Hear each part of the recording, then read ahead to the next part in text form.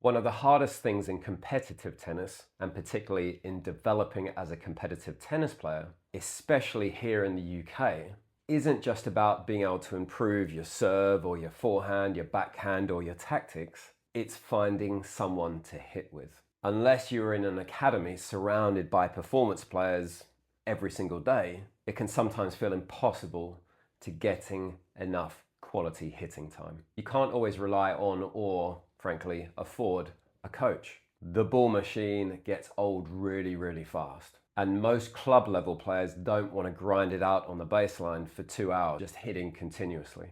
So how do you actually get enough quality hitting time if you're not in an academy, you don't have a parent or relative or sibling or a coach that you can afford to pay every single day, giving you that practice time? Let's break it down.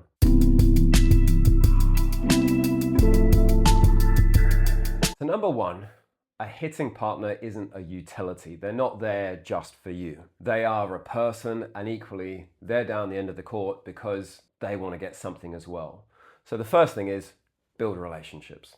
You need to actively develop a network of hitting partners. And the foundation of that, I've always found, is to make sure you are reliable, you're respectful, and you yourself are easy to hit with. Basically, you make sure you're getting something from it, but you make sure that you are very clear, I'm here for you as well as a hitting partner. Some basic things that surprisingly turn people off hitting with you. Number one, not turning up on time. Number two, not making sure you've got a court booked. Number three, not having balls. It really happens. And number four, making sure you end every single session by saying, thank you very much. I really appreciated that. Quite simply, if you make the hitting session feel valuable for the other person, high chance they're going to want to hit with you again. And then on top of that, remember that while you're wanting to practice competitive tennis, don't kill the vibe in a hitting session. It is just that. Don't go out there and try and make sure I'm saying I'm going to beat you by smashing the ball past you. And certainly make sure that if you get into a bit of a point play, don't start calling balls out that are in, or even sometimes if the ball goes 2 inches out, just play on.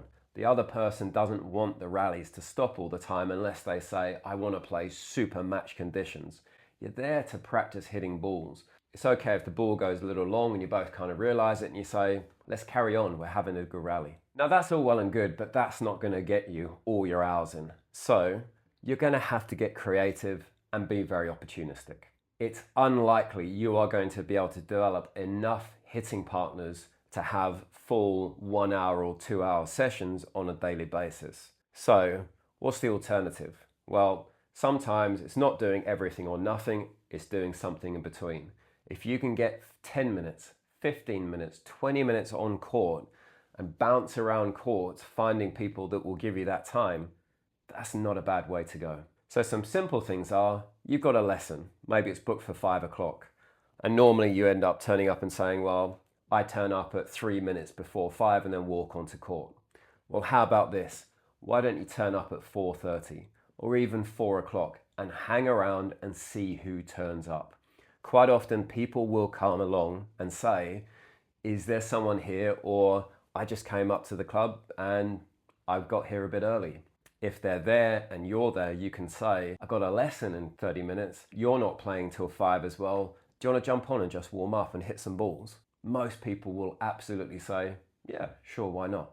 Then you've also got what happens if you see someone serving, practicing, just got the basket out, practicing their serves.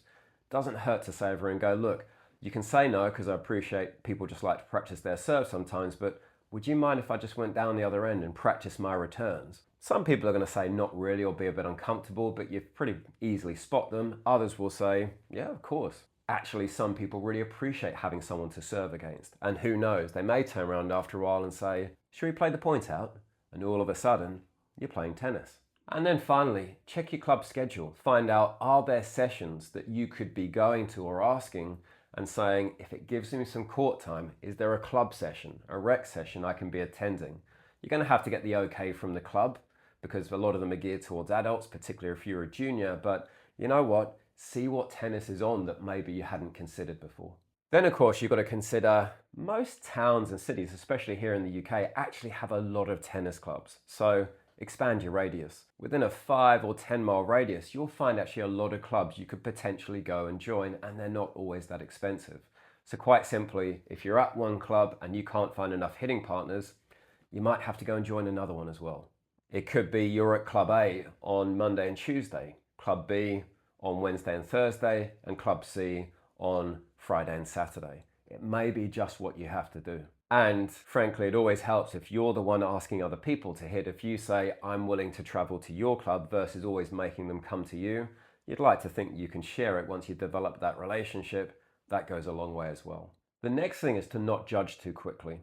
If you're always turning around saying, I'm only looking for people who are better than me or at least as good, you're really missing an opportunity, especially if, again, it means you're getting little to no hours at all on court. Essentially, don't dismiss someone just because you think, well, their technique doesn't look perfect. They don't look like they can crack a ball really hard.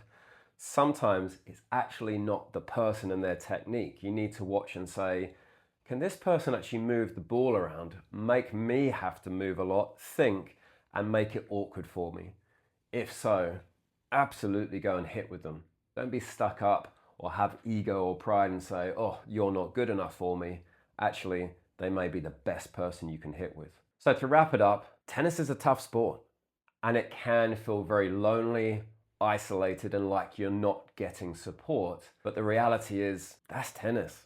When we enter into this, there isn't this big bank of support that says everybody who participates will get all the help they need to become a top competitive player. Just doesn't happen that way.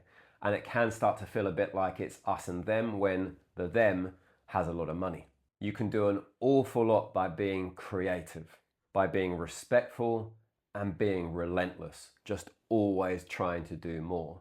And if you do that, you will find your little tribe. Be the person who always shows up, say yes to every hit, and make it easy for others to train with you. Build your circle. And you never know, actually, this could make you the much better tennis player because what all this suggests is you're the one wanting to make this happen versus slotting you into an academy and feeling like I've done it now and falling into the trap of being a little bit entitled and privileged. Be awesome to get your thoughts in the comments. How have you developed your hitting partners? Maybe if you're facing the same thing, you're a parent with a junior or you're a junior yourself, put something in the comments around how you are managing to manage the fact that you need lots of hours on court, but those hours aren't always immediately obviously there. Love to get your thoughts.